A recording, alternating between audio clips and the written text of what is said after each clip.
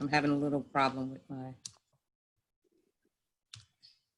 I'm having a little problem, but I guess everyone can see me. Good morning, everyone. My name is Crystal Collins, the assistant to the county executive. George Latimer, we thank you for participating this morning. This is going to be an exciting webinar. I know that the faith leaders are eager to get services started again, and through this trying times, we are looking to reopen, but we are also looking to be safe. And we thank WJC for providing this wonderful webinar service. Bill Hayes is going to be the person that's going to direct the webinar, and we are just excited. So I thank you, and we look forward to a robust conversation.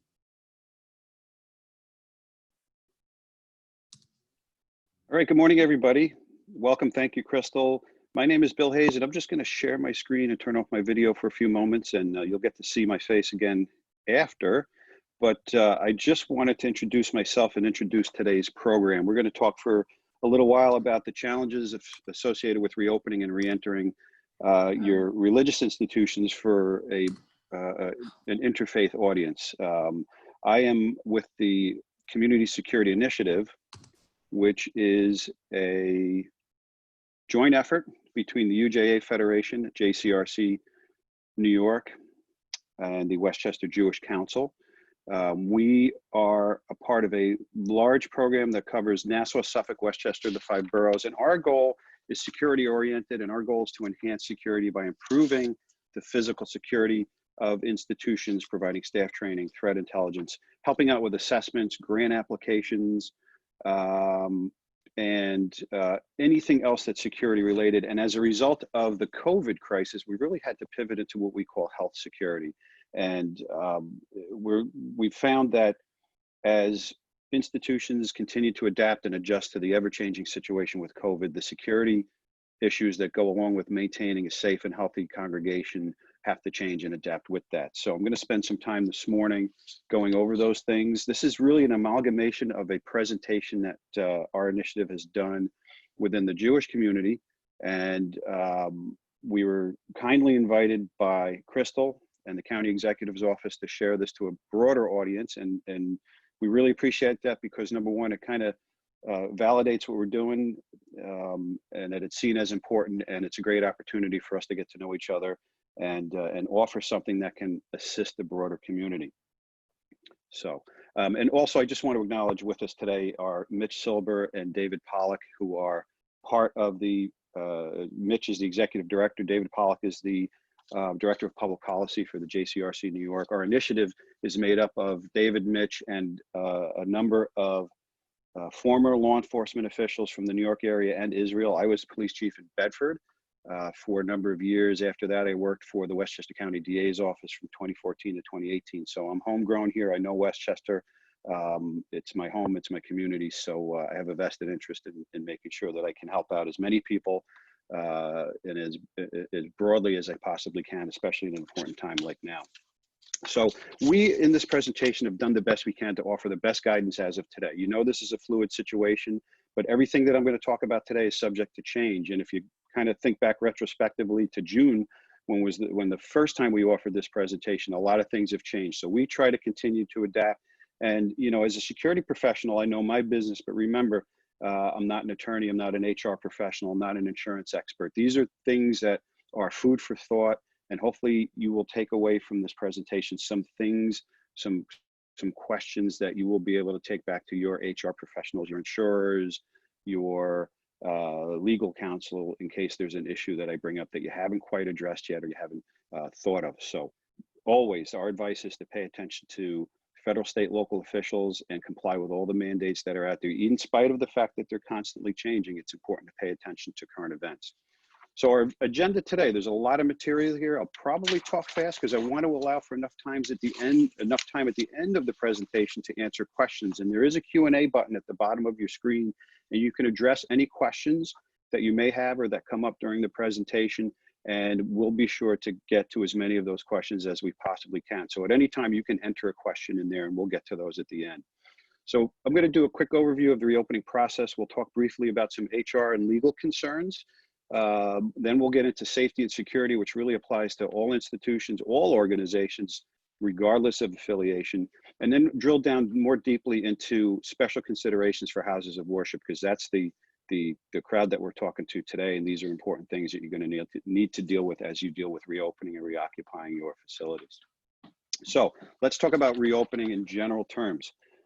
There continues to be, as we move through this fourth phase of reopening, there continue to be rolling decisions based on regional and industrial sectors. So, you know, the different parts of the state went into different phases. We're in phase 4 in Westchester, but the state continues to base its reopening criteria on current CDC guidelines, what the current rate of infection is, and so on and so forth. So it's a fluid, not a static process. So it's important to always stay informed. What happens today may not necessarily be applicable for tomorrow. So today we're going to talk about reopening your physical building, your facilities, and go about how do you start welcoming back your staff, your congregants, your visitors. So as we go through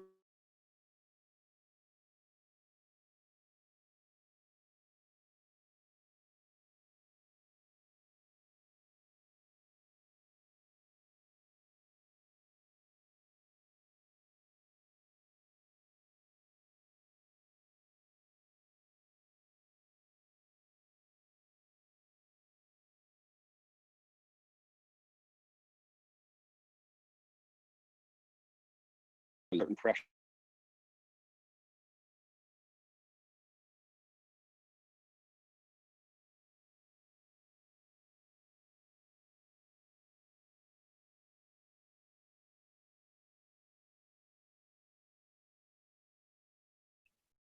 Did I get lost?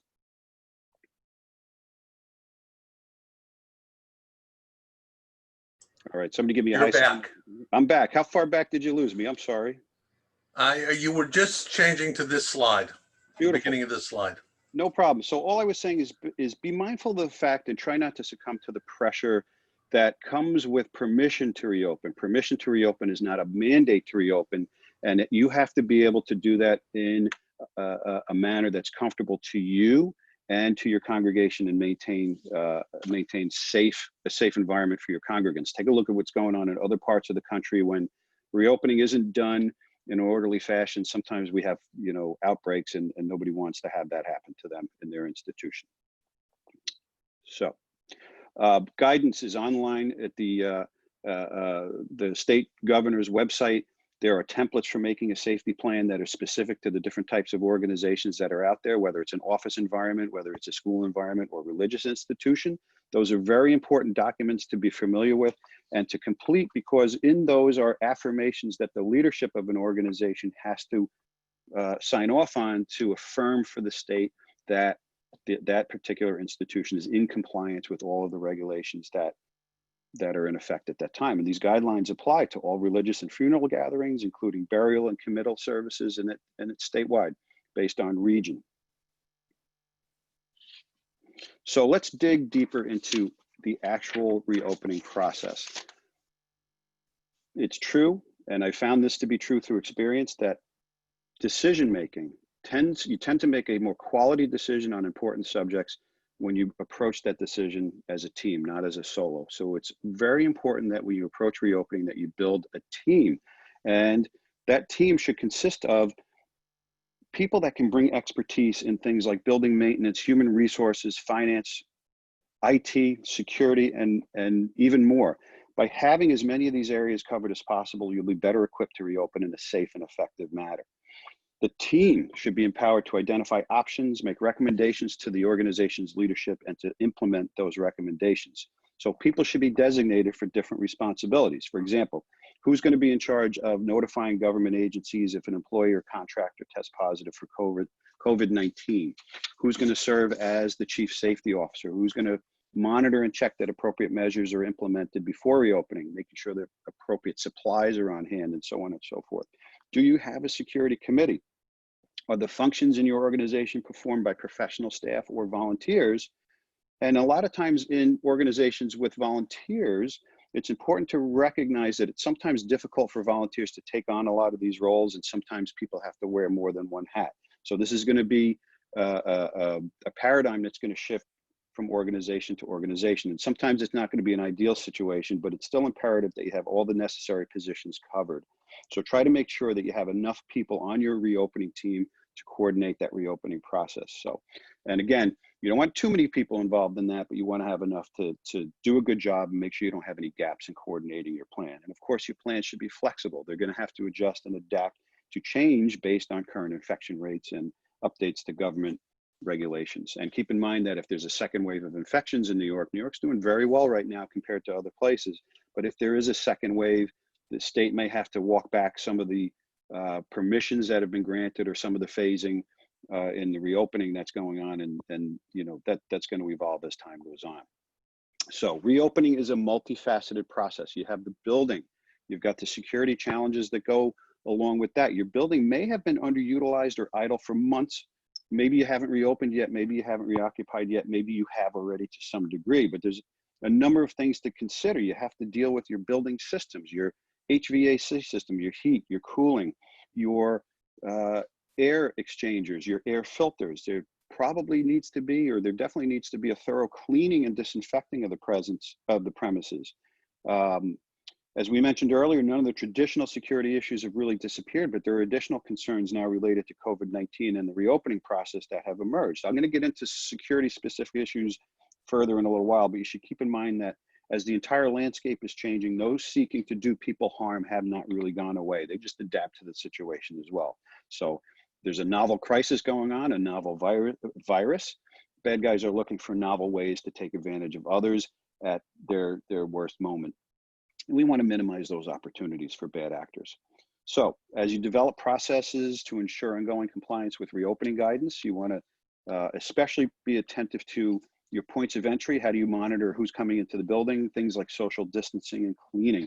And as evidenced by recent media reports, especially in the college environment, it's easy to become complacent.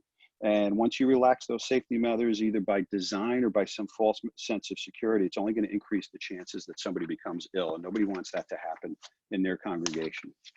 So the only certainty here is that things are going to change, and that's for certain. So in the context of houses of worship, we should remember that houses of worship are not just religious institutions. They're also employers, they're organizations, they're places of public assembly.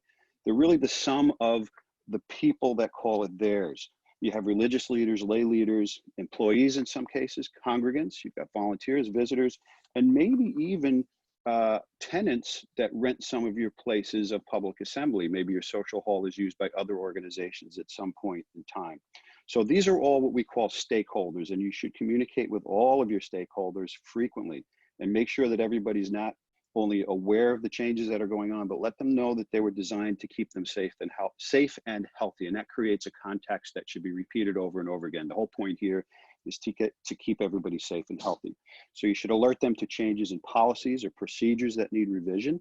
And one of the greatest obstacles to any plan is going to be a lack of communication or poor communication. By keeping everybody in the know, and that's at all levels. Everybody should know what everybody else is doing and planning. By keeping everybody in the know, you're able to minimize any conflicts and minimize any confusion, and you can minimize hurt feelings that way too. So be prepared to continue conducting some of your activities and most of your meetings online. The virtual platform has forced us to maintain a distance from each other, but there can be some benefit to the virtual platforms by allowing people that can't come in yet, or maybe too afraid to come in. It still allows people to stay connected. So what we're seeing in the real world is those institutions that are resuming some form of live services or live gatherings are continuing to either live stream or record those things so that folks that can't come in can still participate. I'm going to jump briefly into some legal and human resources concerns. Again, I'm not an attorney, I'm not an HR professional or an insurance expert, but these are mentioned to give you things to think about and explore if you haven't already crossed this bridge yet. Remember, as an employer, you have a duty to provide employees with a safe workspace free from all known hazards, which obviously includes COVID-19. So complying with this duty of care for employees will be useful in determining some of the policies and procedures for your stakeholders. So it's important that you review your reopening steps with your insurer, your legal counsel. And eventually, we may see some federal or state legislation that shields businesses from COVID-19 exposure liability. That is not the case as of today. And there have already been lawsuits filed against employers, and a lot of existing insurance policies may have exceptions and limitations that would lead insurers to deny any claims. A lot of them have exceptions to pandemics or epidemics, and they won't pay out on such claims. So it's important that you know what you're getting into from your insurer's perspective as well as your legal counsel's perspective. So if you discuss your reopening plan with a risk manager that's associated with your insurer, they can suggest additions and alternatives to your plan, and your insurance broker can facilitate that conversation. Your legal counsel should be contacted to discuss the human resource issues if you have employees and other stakeholders. So you need to ensure that you're complying with federal, state, and local laws, regulations, and so on and so forth. So with HR, consider board members, any staff, volunteers, interns, congregants, your vendors, etc. You've got to consider all of those in the bigger HR picture. So you have to consider policies that are going to make every category of stakeholder comfortable with the knowledge that you care about their health and safety. Again, there's that context, and you want to put that out there as the whole purpose for us doing all these things. Consider developing new temporary safety policies and procedures that will allow you to reopen in a safe manner while staying in compliance with all the regulations. And again, communicate frequently to let all the stakeholders know about the changes that you have to make or anticipate making to keep everybody safe and healthy. So understand what your sick policy is for your personnel. Understand what the newer rules, and there are some COVID-19 specific executive orders and legislative efforts that have come out that refer to paid sick leave, Family Leave Act, and so on and so forth. And those are things you really need to drill down into with your HR professional and your legal counsel. Excuse me. Some employees may need what's known as a reasonable accommodation. They may be at risk to getting sick, and they may not be able to come into the workplace.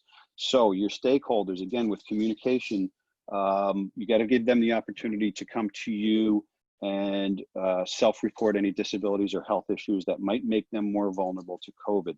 This is going to help your team get a sense of what you need to do to plan for opening in your institution. For different stakeholders, there might be different solutions, so you have to be flexible. Typically, the legal authorities have told us that you don't approach and ask anybody individually about their health concerns or their health condition. Don't presume anything. Employees should be allowed to come forward in an open and accommodating environment where they can come forward with any concerns that they have and provide you with any information that they decide they need to tell you. There's no particular written form. There's no particular phrase that's required by statute. Just a request from the individual that they need some sort of accommodation in order to be able to safely work. And for your employees, this request for this accommodation needs to be done carefully. You may need to ask them for additional information. It needs to be carefully so you're not stepping into a situation where you might be viewed as being discriminatory under the Americans with Disabilities Act or age or anything like that. So under federal law, you can't bar employees from coming to work just because of their age or health condition. So in addition to the aforementioned, having a clear policy against such discrimination is important. It's a good way to set your organization's culture and keep the focus on safety. So remember, bear with me 1 second. Accommodations when requested. The nature of the accommodation is covered under federal, state, and local laws. So under any of those laws, employers need only give an employee a reasonable accommodation, not necessarily just what the employee wants. It may work out that way, but the employee's obligation is to provide a reasonable accommodation. And that definition in our current situation is that it reduces exposure to COVID-19. That's the accommodation that we're seeking. Employers can ask for a medical opinion from the employee's doctor as part of the process to assess the level of the need of the employee and what might make sense. Employer hardship in providing requested accommodations has in the past been a possible legal way to not accommodate an employee, but I can tell you the consensus now is that COVID-19 really has reduced the chances of an employer hardship being allowed. Nobody wants anybody to get sick on their watch, and it's important that employees be accommodated, again, in a reasonable manner if they raise such concerns. So we'll move on to the facility itself. It's important when maintaining a safe and healthy facility that you plan ahead to prevent the spread of COVID-19, to plan ahead to respond to an infection if it happens, and to plan ahead and be prepared to comply with any reporting requirements that the health authorities require. Pay attention to your facility. There are some key challenges that you should be aware of for your facility. This is the building, your physical plant. We talked about forming a team, and one of their first undertakings should be to identify those key challenges in the facilities management. They should also review your current HR policies, contemplate reopening while protecting the vulnerable. So let's talk first about PPE, which is personal protective equipment, for a moment. This is things like masks, hand sanitizer. Some people may come to religious services with their own mask, but what do you do if someone forgets theirs at home or doesn't have one? So have a supply on hand to distribute to those that do not. It's going to greatly reduce the potential for conflict and, again, hurt feelings. We don't want that in our context, in our setting, and that should be expected. So have a plan in place on how you'll handle someone that refuses to wear one. Right now, New York State allows businesses, and in this context, we'll call a religious institution a business as well. You're able to refuse entry to anyone that will not wear a mask, but this has got to be handled with tact and patience. These are your congregants. This is your community. Again, this needs to be done in a way that that doesn't create, bad blood and hurt feelings. So make sure that you have a supplier of masks and disinfecting supplies now before you open. A lot of these items have become more available as of late, but shortages still exist, and reopening as it moves through the various phases could impact on supply chains and supply lines. So start your process early in acquiring the necessary supplies. Again, follow government guidelines for cleaning and disinfecting. The science community keeps finding out new things about this disease and how the virus lives on surfaces, so pay attention to the latest news on that. It's ideal to get the ball rolling on that process as early as you can before you reopen. And you want to have the place clean and disinfected before you open your doors for the first time and on an ongoing basis. Keep in mind as well that your security personnel may be taking on new roles such as health screening. There might be check-in, there might be temperature taking, there might be the processing of health questionnaires. If that's the case in your institution, make sure that they're properly equipped as well. And we're talking about PPE and adequately trained in their new duties and how this should be performed. In the physical building itself, you want to minimize the transmission vectors, have the appropriate spacing with seating, shields. We see a lot of plexiglass shields between clergy and congregation. Consider having shortened services as appropriate. This will help limit the duration of potential virus exposure. We'll talk about duration on the next slide. Don't have members of the congregation opening and closing in a synagogue. It's the ark or carrying the Torah. In a Catholic church, at the beginning and end of Mass, the crucifix is brought down the aisle by the officiant. That sort of movement should be minimized because it, again, is another transmission vector. Movement through a population can increase the chance of exposure. So we want to minimize those opportunities as much as possible. And of course, masks and social distancing are a must. We were very privileged to have Dr. Zucker with us in a webinar last week, the week before. And one of the key takeaways, and this is as fresh as information can get, is that there are 3 important factors to consider when minimizing exposure. And any of you that are experts in other fields, you see this in the chemistry field and in the nuclear field. The combination of time, space, and distance, or time, distance, and shielding, are factors in whether or not you get exposed. And exposure to COVID can be reduced, and this is all about risk management and minimizing the opportunity to get sick, has to do with these 3 things. So the shorter the time interval that someone's exposed to someone with COVID, the better. So it's less likely that you're going to get exposed in a passing contact than it would be if you sat with somebody for an hour in a confined space. So exposure in large ventilated or outdoor spaces is less risky. It's less likely you're going to get exposed in that environment compared to the indoor environment.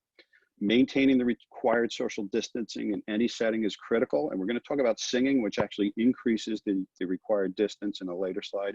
And everybody present that's over 2 years old who's not in a private space should be wearing a mask. This minimizes transmission in both directions. And of course, again, clearly communicate to your congregation, please stay home if you're sick. If you're not feeling good, even if you haven't had a test, positive or negative or otherwise, if you don't feel well, please don't come to church or synagogue. And the need to follow any changes in public health guidelines is extremely, extremely important. There are reporting requirements and contact tracing requirements that go along with reoccupying spaces. Some organizations are doing health screening questionnaires on site. Some are doing them in advance when someone makes a reservation to attend, but it's important that your organization comply with any reporting requirements and contact tracing requirements that are in effect.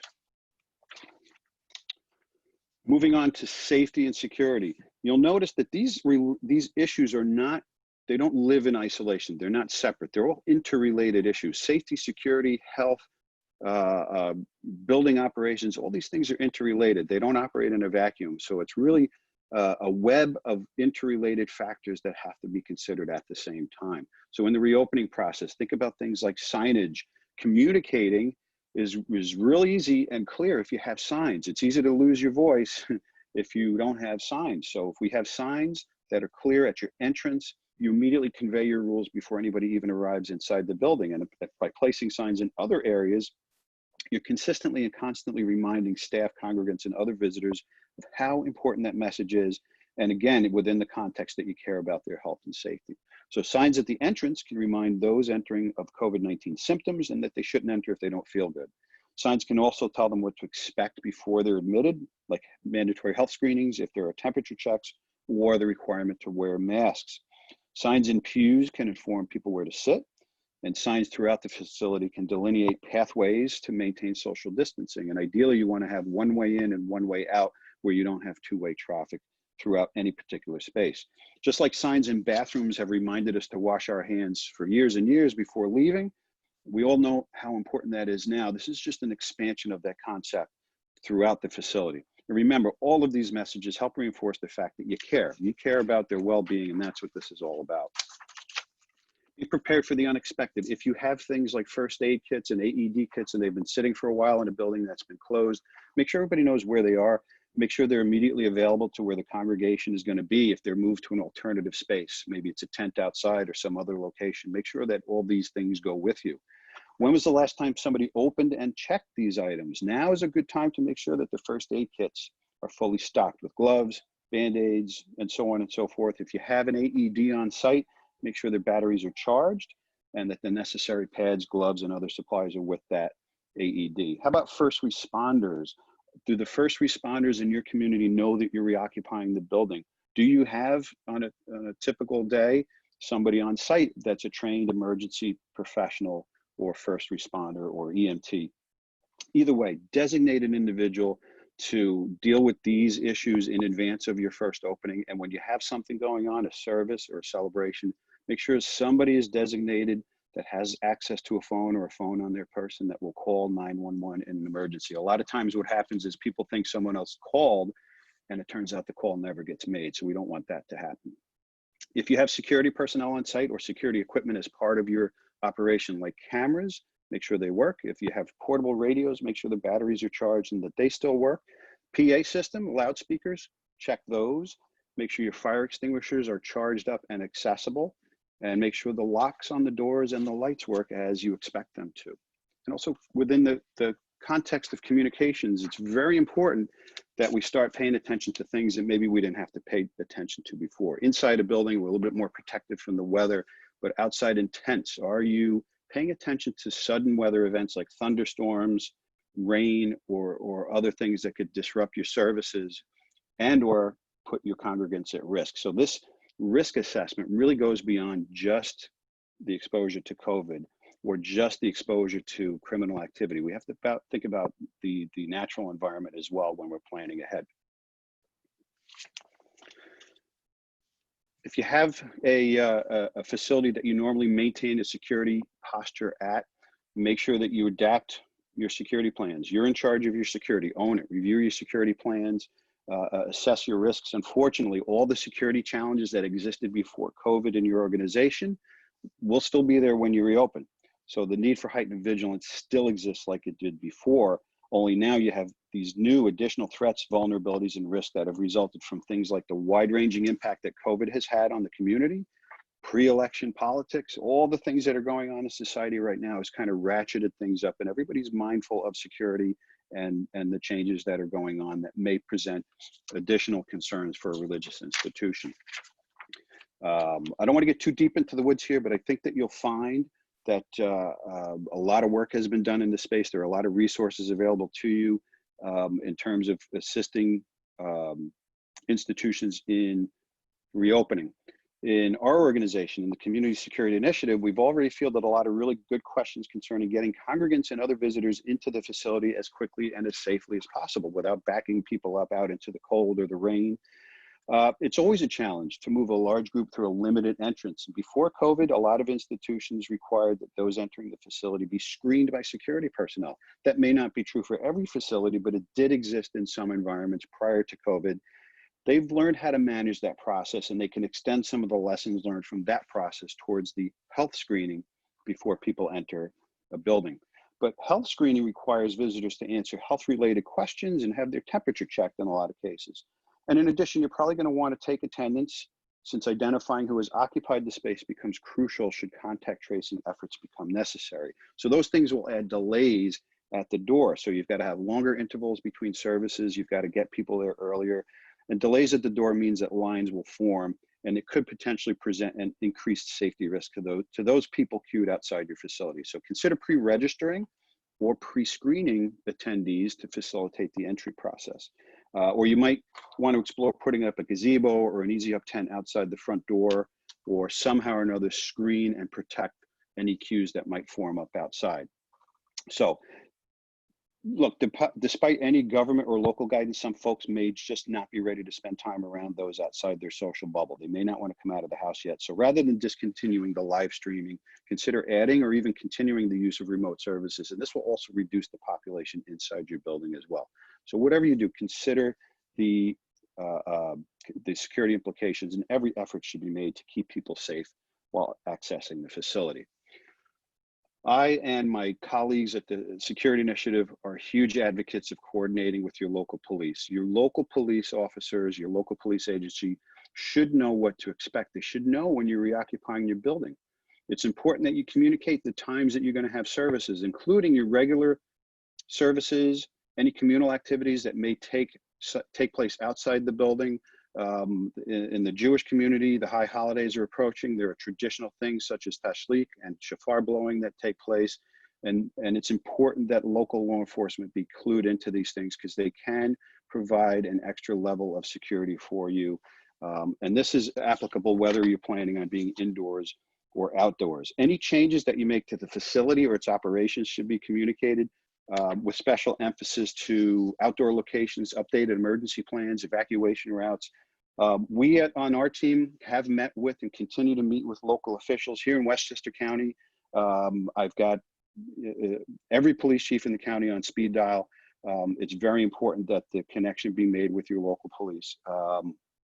And they actually appreciate it. No ask is really too small for them, because it improves their situational awareness and helps them make operational deployment decisions. It's important, not only for security reasons, but also for health reasons nowadays, that you control your entry. And that applies whether you're conducting services inside or outside. Establish a procedure for controlling access to your facility. It's important that you have as few entry points as possible. Ideally, you want to have one way in, so that no one is able to enter your facility without being greeted, screened, and observed. While at the same time you're doing this, you have to obey all fire codes and ensure that there are adequate routes for exiting and evacuating the building. So traffic flow is important. You have to allow for appropriate traffic flow. If you have security, you want to have security personnel posted outside as well as inside. A lot of police agencies can assist, particularly for large gatherings during holiday seasons. They can assist with traffic control and security as well. Screeners, security personnel should be inside and outside the perimeter of your institution. And some special considerations. A lot of the things I've talked about up until now really apply to, broadly, they can apply to an office environment, they can apply to a religious organization, but specifically our faith institutions, there are a couple of things that we need to drill down into further. So while we want to continue to provide congregants with spiritual care, emotional care, counseling, either on a flexible in-office or virtual basis, or make referrals to other available resources, the reopening process may trigger additional care needs for your members. Not everybody's going to feel comfortable coming into a large gathering, even when social distancing and other safety measures are taken. So be aware of that. Any outside groups that use your building have to conform to your reopening plan. It's your building, it's your space. You're going to be held accountable for it, and you want to make sure that everybody's in compliance with yours as well as government guidelines. And this includes any renters or tenants that you have in your space. Singing, we get a lot of questions about singing, choirs, any other type of singing that goes on as part of a religious service. Dr. Zucker informed our group during our last webinar that under normal circumstances where 6 feet is recommended in terms of social distancing, that distance really needs to be bumped out when we start talking about singing, because when you sing, you're projecting your breath and water vapor droplets that can carry the virus a further distance. So in a singing environment, that 6 foot distance gets pushed out to 12 feet. And really those that sing should be restricted to the cantor or the celebrant or whatever single individual is going to be performing the singing. Typically the entire congregation where they might sing nowadays should be discouraged. A full choir nowadays should be discouraged. It's helpful, and we've seen plexiglass barriers being placed between the altar or the bema and the congregation where the celebrant might be singing. And under no circumstances should singing take place unless the necessary distance can be maintained. Remember, time, distance, and shielding. We want to make sure we minimize the exposure to any possible vector that the virus can take. Traditional communal activities, if those can take place outside if possible, that's safer and as far away from others as possible. In the Jewish community, the high holidays are approaching. The blowing of the shofar is a tradition. It's a big part of celebrating the holidays. And there are ways to do that safely, but just maybe not the way it's normally done. It's done in a way that can be directed away from attendees to the services. And out of an abundance of caution, again, from Dr. Zucker, his recommendation was that anybody who's going to be conducting a celebration, so this would be the rabbi, the priest, somebody who's singing like the cantor, good idea in advance of services, if it's a holiday season or even on an ongoing basis, that the officiants be tested as close to the holidays or as close to services as possible. Considering the wait time for results, that has to be built into the equation, and self-isolate as much as possible, because again, we're trying to minimize the transmission vector, and the celebrant is going to have a lot of contact with a lot of people, albeit at a distance, but they will be exposing themselves to a lot of people as they celebrate Mass, as they celebrate Shabbat services or holiday services, and it's important that they are confident that they're not going to be a transmission vector themselves. The leadership of the organization should be making sure that they're evaluating whether or not they can even comply with the capacity limits, and consider the options to maximize capacity under social distancing. It could be continuing to live stream. It could be having multiple services at different times, renting additional space or tents, or even moving out into the street if the community or the geography permits that. People need to know what. Yes, sir. Yeah, just one. This is David Pollock. If you're using tents outside, you should use tents without sides, because tents with sides can have worse ventilation than indoors. Very good. Yep. And I'm going to go one step further. We'll talk about screening. Once you open up the sides of your tent, you expose yourself visually to people that you may not want to see or have seen. So we'll go over some countermeasures there too. At the end of the day, everybody needs to know what to expect, whether it's congregants in terms of your ticketing and entry policy, social distancing policies. Maybe the services are going to be modified and shortened.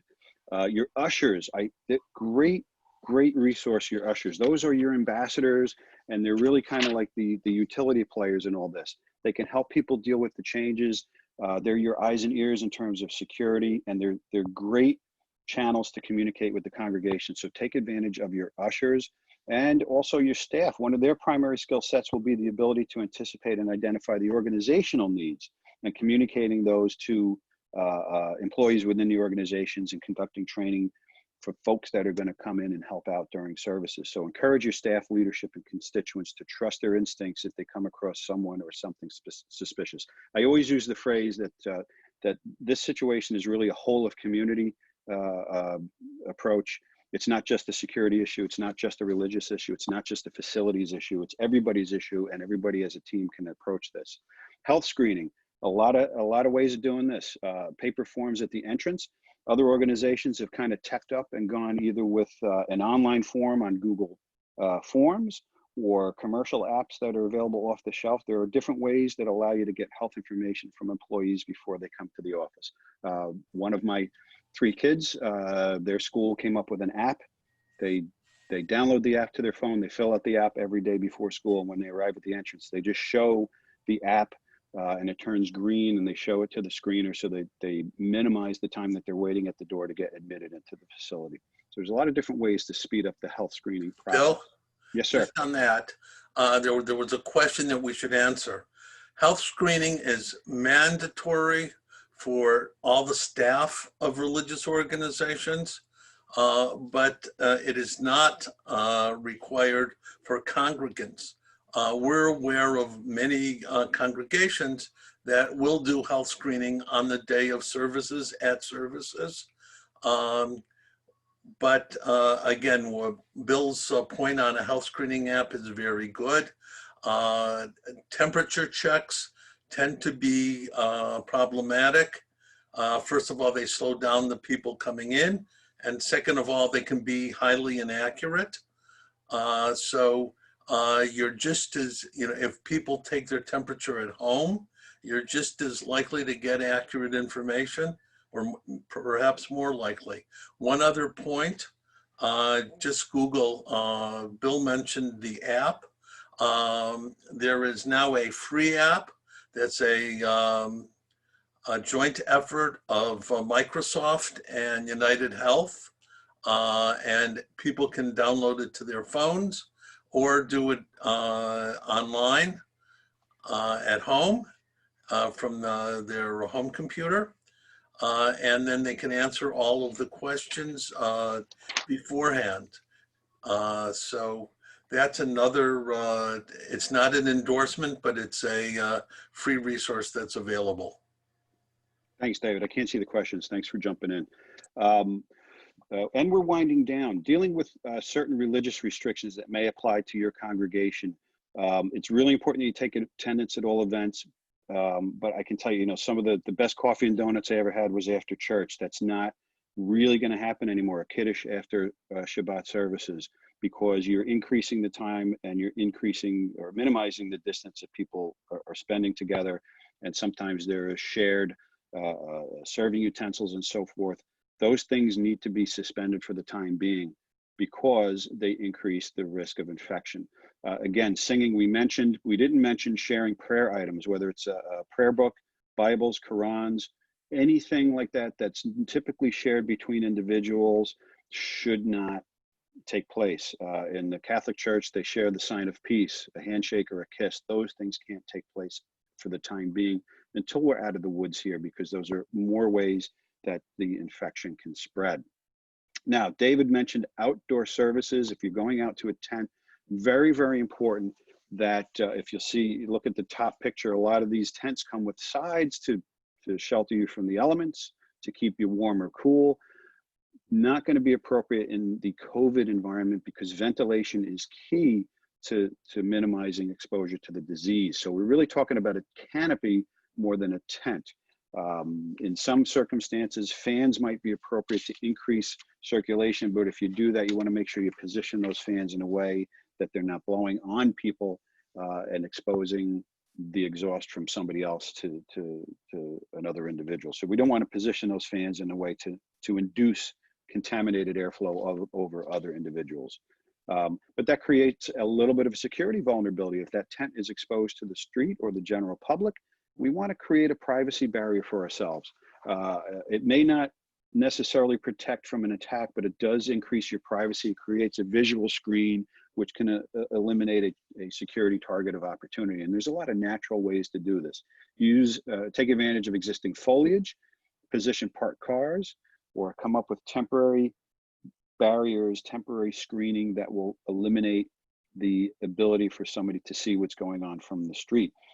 I love the idea of hay bales. They're cheap, they're biodegradable, and they can be recycled afterwards. There's a lot of horse farms in Westchester County. They would love to have your hay. You know, just have to be able to think unconventionally. Think about your lighting facing out rather than facing in if it's a nighttime service. And facing the lights out, again, will create a visual screen from somebody that wants to do you harm. And then finally, we're into this fourth dimension, the online environment. We're using Zoom today. There are a host of other video conferencing platforms out there. Zoom is one of the more popular ones.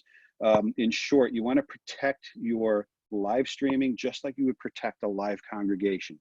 You want to protect those that are doing the actual celebration and creating the webinar or the live stream. Make sure that they're doing so from a secure environment. You want to protect that meeting so that only people you want in your meeting are at your meeting. So you have to plan ahead.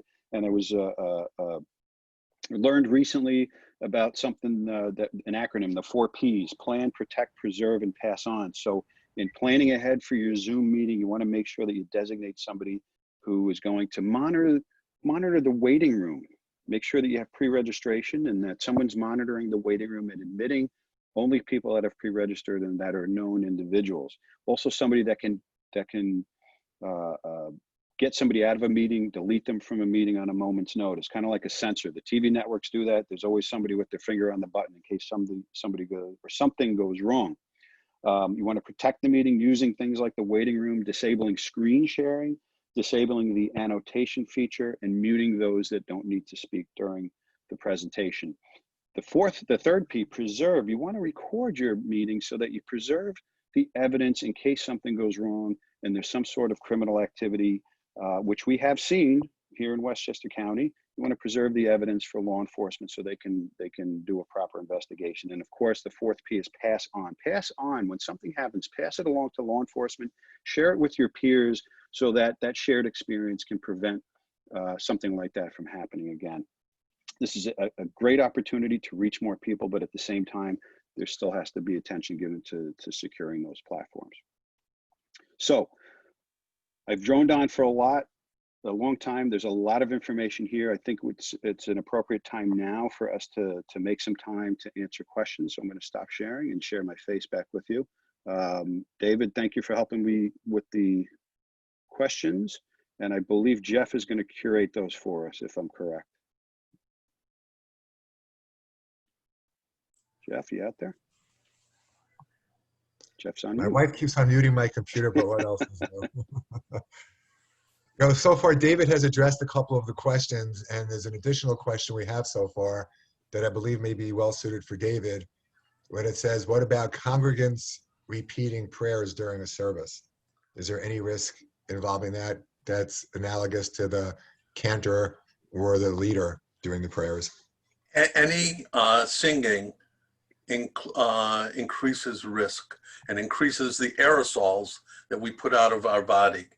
And so, as Bill said, you should discourage people from singing out loud.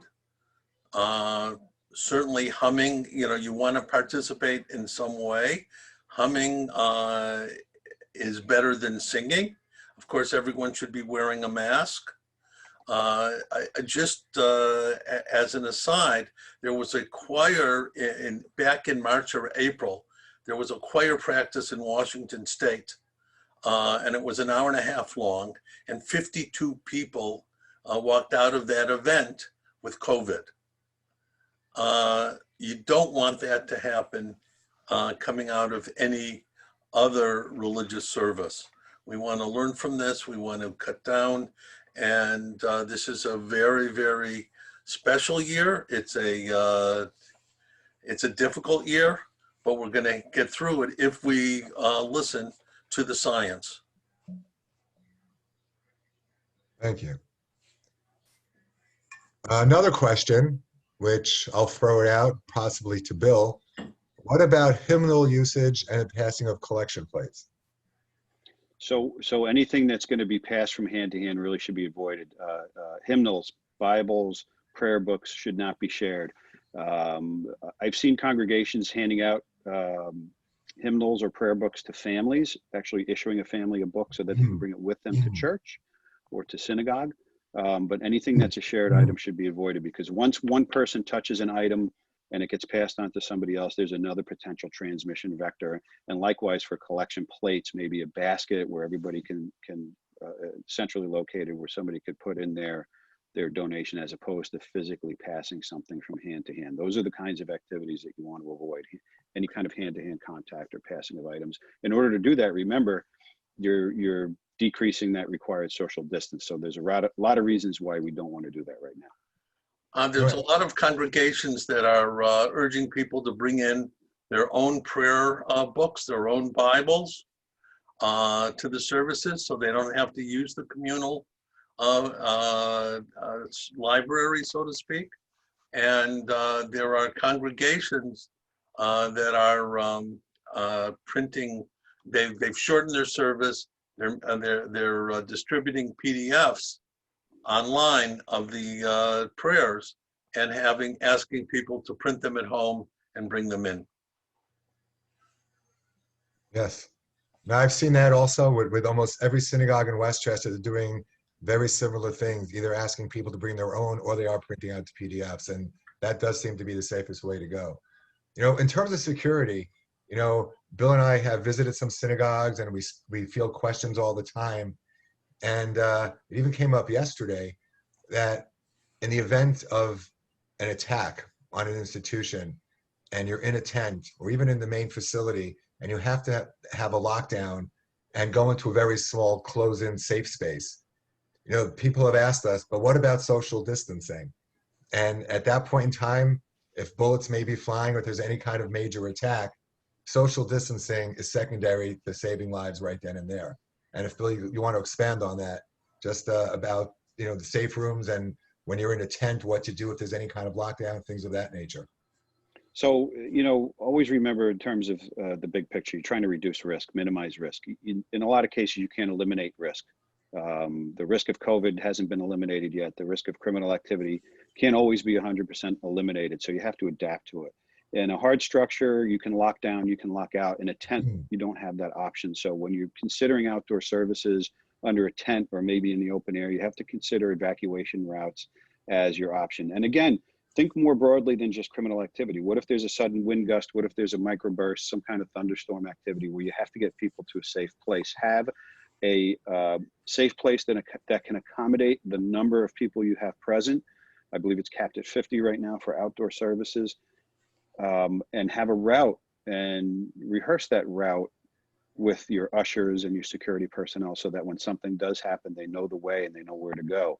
And again, it's always a risk reward. You're weighing the options. If the only safe place is someplace where you have to make compromises on social distancing, hopefully the duration of that compromise isn't for a long time, but you sometimes have to make a choice between which threat is greater, and you have to deal with the most imminent threat first, and then start dealing with the second and third order consequences of that. You know, you mentioned earlier about assigning roles and assigning tasks to different people. You know, I think there are some institutions that might be confused because when it comes to letting people in and having entry and taking attendance, making sure the name is on the list for contact tracing purposes, taking temperature, some institutions are going to think they should be using the security personnel to do that, when in fact, I think the security personnel have to focus their attention on other things. So do you recommend that the ushers or congregants or people like that take the attendance and do the health screening rather than security personnel? I know the answer, but I just would like you to expand on it, please. Ideally, you want to have someone other than security personnel performing those functions, because if they're performing a function like check-in or health screening, then their mind and their eyes are not on the security needs of the institution. So ideally, it should be somebody other than a security person that's taking care of those issues. That way, that full attention can be given to the screening process. At the same time, full attention can be given to the security and safety of the people there. Now we have a question from Reverend Trollinger. Good afternoon, good morning. It says, if a room is used that does not have windows, what is the best use of fans? The rule that Dr. Zucker shared with us last week was that outdoors is better than indoors, and a well-ventilated space is better than a poorly ventilated space. And the bigger the space and the fewer people in that space, the better. So that being said, what you want to do is to have a well-ventilated space. That means fresh air coming out and, fresh air coming into that space. And you know that it means an effective HVAC system. Now, there's a lot of organizations, you know, we see it on the news with the New York Public Schools. They're reviewing all HVAC systems. Crystal, I don't know what's happening up in Westchester, and we go, in every school district.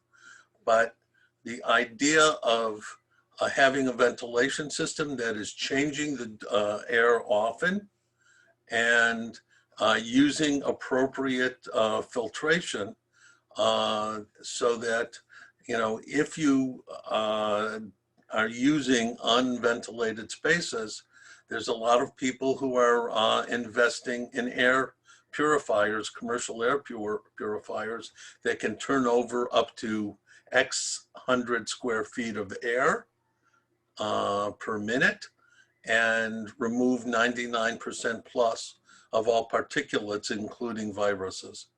So that's the kind of thing you do. You want to bring fresh air in, and make sure if you're using fans, you're not directing fans from one person to another, because what you might be doing is taking an infected person's aerosol and blowing it to another person. So what the CDC recommends is having exhaust fans too, pulling in fresh air and exhausting the air without blowing it on another person. Thank you. I think we're going to throw it over to Crystal right now, who has an introduction to make. Crystal, be my guest. Hello, good morning again. I hope everyone enjoyed this fruitful information for us to begin to potentially open up the churches. As I know, I really miss going to church and being around the members. And so I'm going to introduce Reverend Trollinger, who I had to track down, but he's urgency. And he can't show his face because he said his screen is, his face is upside down. So he's able to fix that. I'll show them. He's a very talented person. So I show them. I'm upside down. he's the first person I know who got on a Zoom whose face is upside down. Thank you, Reverend Trollinger, just for a laugh. Can you show yourself briefly? I have. Okay. Reverend Trollinger, who is the president of the White Plains and Vicinity Alliance, has joined us. Okay. Good morning, everyone. I don't know what's happening to my this technology. I tell everybody I was born in 1959 and I'm sticking with it. I don't know nothing. So I will find a millennial and he will or she will handle the situation. But I think I look kind of crazy in this particular. Oh, it wasn't showing me at all before, but anyhow, thank you so very much. The information that I'm getting, especially because I have to meet with my my task force on Thursday for the reentry of our church. We have decided to not to use our main sanctuary, which is on our other side of our building, but it would require people to use the two elevators to go to the other side, and it also required people walking down hallways and all kinds of stuff. So we want to use our banquet hall, and that's the reason why I asked a question in regards to a space that doesn't have windows. We have glass windows that are solid, and so I'm just trying to figure out the best way of using those particular that particular room, or may have to revert back to our main sanctuary and have everybody walk around the building to go into the sanctuary. Thank you. The majority of African American churches, we very rarely have to deal with security items in regards to active shooter, though we do have an active shooter policy here at Calvary. But we basically are looking at the means how we can re-enter. We have things that we have put in front of us to prepare for re-entry. 64% of our congregation, how can I say it? The surveys are showing just a small percentile want to return back into the building. Along with that, some of our churches have started their services and they broke them down to like 25 people returning the first month, and they found 13 people showed up. So my congregation is 85 years old. Majority of them are 65 to 104. And we're not too sure. At our last survey, I think 46 or 43% said they would return for a first service, maybe, but they're not too sure. We had our first outside service on Saturday, about with 30 cars, and some of those cars had 2 or 3 or 4 people, family members in them, but it was still a great big deletion from what our normal size of our congregation is. So we're going to be testing it out in October to see our re-entry back into the church, and we're doing the 6 feet. There's no more stage chairs on the podium. We're going to have 2 lecterns, one that I use, and then one that anybody that does announcements and stuff like that, they will use that one. I did not hear what you said in regards to singing, because you know I belong to a Baptist church. So you know singing is a part of the Baptist experience. So I would like to hear again, you know, in regards, I've been to Jewish services at Kol Amim and Beth Shalom, and I've heard the cantor do their thing, and I've been around Rabbi Bernstein when they do their thing. And so I want to hear again about the choir piece, if you could share that back with me. And I think it's the choir piece. We've got the check-in, we've got the temperature, we've got the signage, we've got the tracking, we got all those things in place. We've got the hand sanitizers in place. The task force has agreed that people can use the bathroom. In some churches, they're not letting people use the bathroom, but the task force has recommended the use of the bathroom.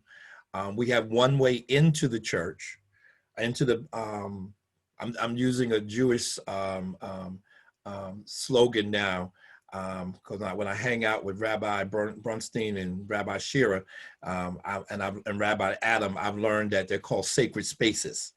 So we are transforming our banquet hall into a sacred space. And so we have one way in, and then we have another way out. So we're not using the same entrance and exit together. And I think the last thing I had asked was, shall we maintain all the doors being open so that we can make sure that we are doing things right? So that's me right now. I'm gonna let y'all stop looking at me upside down so I can stop being confused myself and listen to some answers. David, do you want to jump in on the choir, or do you want me to field that? The choir should be 12 feet. Every person in the choir should be 12 feet across, away from another, or else there is a chance of infection if you're singing. And choirs are supposed to belt it out. And therefore the 12 feet rule is very, very important. Again, how you have the congregation respond. And I've been in lots of Baptist churches, so I know how congregations respond. And usually it's a very vocal response, which, you know, is wonderful, and it magnifies the Lord. But, you know, at this point, keeping us alive, keeping all of us alive, is the best way we can pay homage to the Lord and all of his work. Okay, we're not, we have decided not to use any of our choirs until January.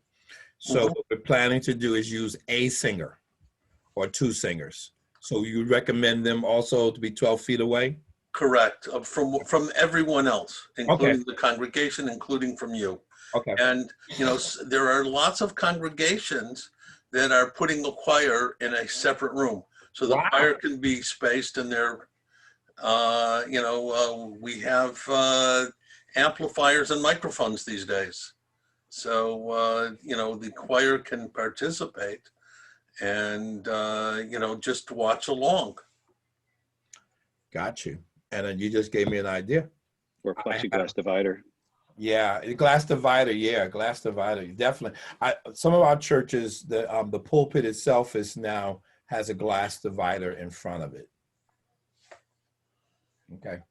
By the way, Reverend Trolling, one other thing that you mentioned in terms of active attackers, one thing that every clergy should be aware of is quite often the attacks in a church have been the result of the member of the clergy doing counseling, Yes. family counseling. Yes. And usually it's the man who comes in and says, "What did you tell my wife?" And he comes after the minister. Yeah. So, you know, we advise people, first of all, never be in the building by yourself. And also, you know, ministers should be very aware of doing such counseling and getting it and making sure that they're taking appropriate steps, including alerting the police if you're concerned. Yeah. Well, we have that. We have our deacons and our trustees who are always on alert, and we have them stationed throughout the congregation now. They used to just sit in their regular spots, but I personally had an issue, and so that broke up that club. So everybody walks around, is seated in spots just in case. I want to also, I want to be remiss not to thank WJC and UYA for all of the attendees that are present with us on this particular morning for this particular session. I know that the information that we get, we can also share it with our other colleagues that may not be with us on this morning. But I do want to thank all the people that are here that have made this possible, and thank all our presenters for giving us the sound wisdom and knowledge that we need. We don't know. Some of our churches, the head of our denomination conference that I'm a part of, they're not going back into the church until January 2021. So each church is autonomous unto itself, but we're trying it out. We're going to see what happens, but we're not stuck staying in the church because we are doing virtually. We're doing quite well. So hi, it's Elliot Forsheimer of the council. I think we learned from the Reverend that in many ways our world is indeed upside down.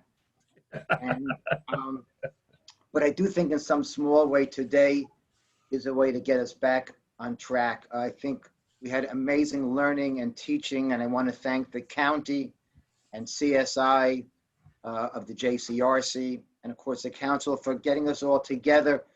I'm not a big fan of COVID, nobody is, but if there is one positive outcome of COVID is that it has helped us to work together across religious lines, across ethnic lines, and that will endure well beyond when COVID is long gone. And may that day come soon.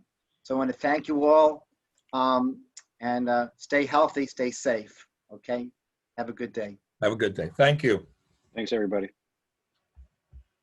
Thank you.